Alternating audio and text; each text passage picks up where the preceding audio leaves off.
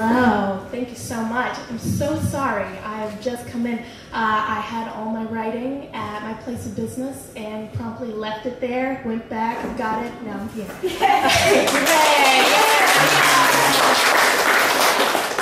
Alright, so I want to start off with a contest first. Is there anyone here in this room that has not heard of the Minions? Anyone? Anyone here? I have a prize for you. No one at all has not heard of the Minions. That's good though, that's good. Well, this will make sense then. So let me start out with first piece. Know you're mean.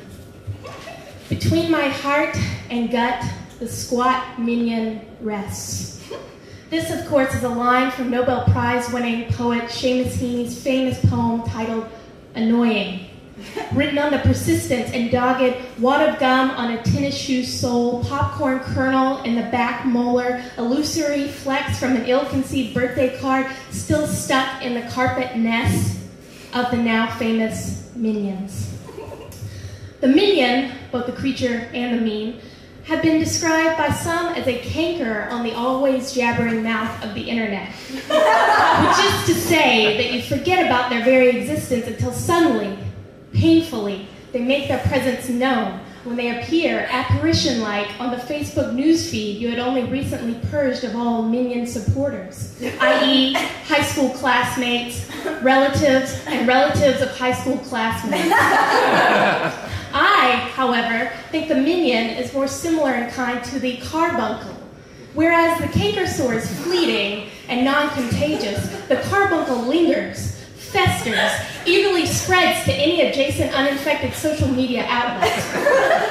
Like the carbuncle, Minions pop up in clusters of heterogeneous masses. Just as carbuncles vary in size, shape, and pus output, Minions are not uniformly yellow and overall clad, but can adapt to the guise of any and all major and minor movie franchises, i.e. Minion Mickey Mouse, Minion Shrek, Minion Trump, etc.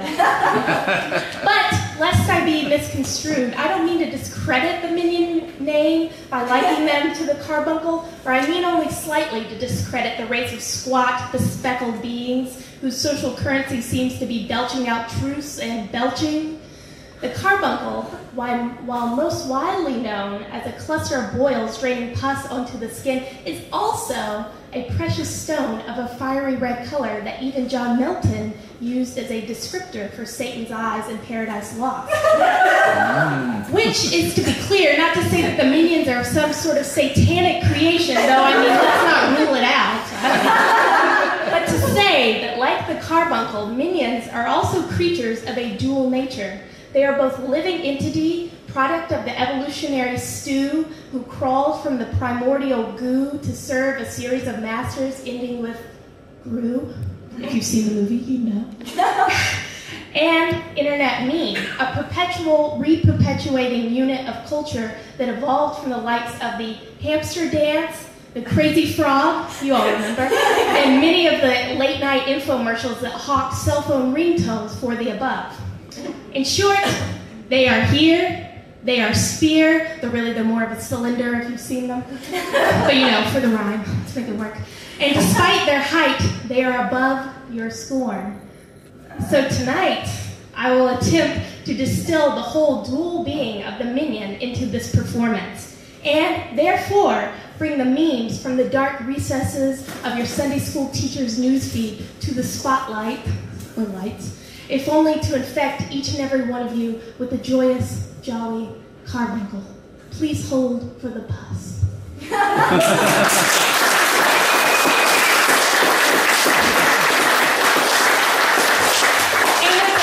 There's a performative element to this thing, so if you hold for a brief moment so I can get my props. Oh my God. Oh wow. Yay. I practiced, but not well. And it's a real thing that you too can purchase on the internet. Should you so choose.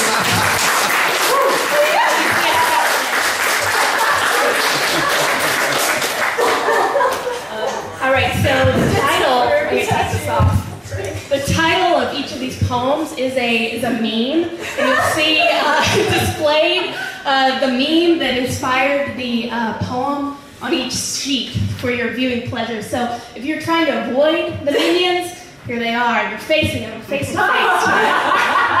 So this first one, as you can see, is called Home, where I can look ugly and enjoy it.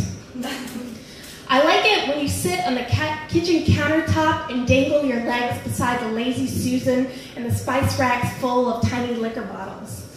You like to use your French in the kitchen. You wear it like a doily apron that doesn't really keep flour off your shirt. I like it when you fry chicken. Your hands, so thin and small, completely unlike lady fingers. I watch you slap the fat of the skinless thighs with your palms. You roll them over and over and over. It's so, so sexy. You're in there with flour up to your elbows, rolling the bird around with your bare hands, and every once in a while you roll your shoulders back and turn your head in my direction. I'm sweating under this turtleneck.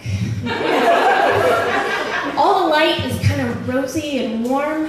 It could be the wine, or it could be the handful of lunch meat I ham-handed into my mouth while you were in the bathroom. Either way, I just want you here where this embroidered pillow is. I want you to rub my receding hairline and call me lumpy and kiss me like we're standing in a supermarket aisle. The candle on the coffee table is just a stump with a wick. It looks like my body from behind. The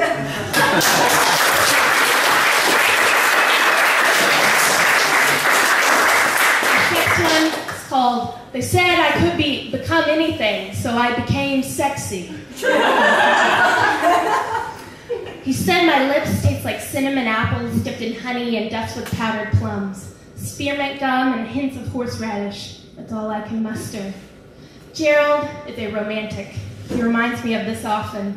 He is planning something special for Halloween. He reminds me. The plans are a surprise. He reminds me. But I'll give you a hint if you really want to know. Do I really want to know? I know you're just dying inside, aren't we all?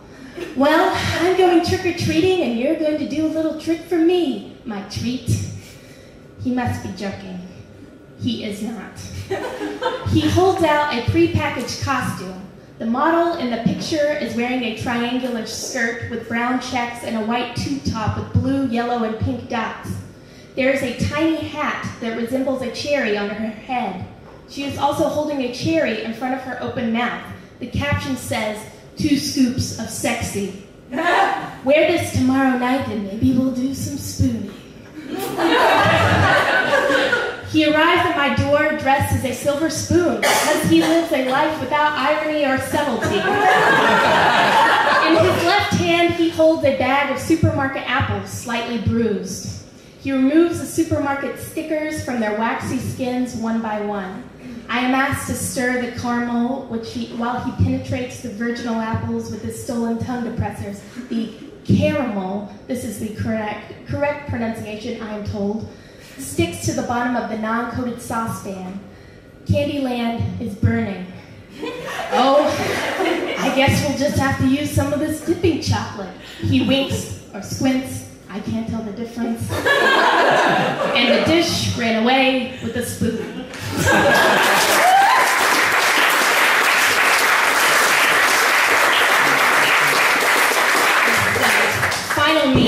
Final moment of minion, I guess.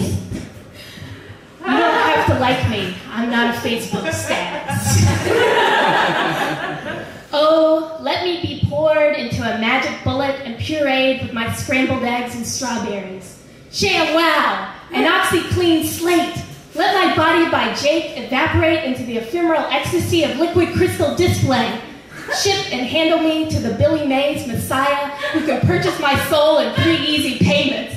Let me sail my pasta boat down the tangerine tributaries of the Orange Glow River. Let me skate my pet egg feet across the collectible coin causeways. For $19.99, give me the satisfaction that my snuggy sealed cerebellum is just as special as any other caller to the home shopping network. Paste my memories together with mighty putty and let the epoxy harden my insecurities. Let my listen up hear only my praise.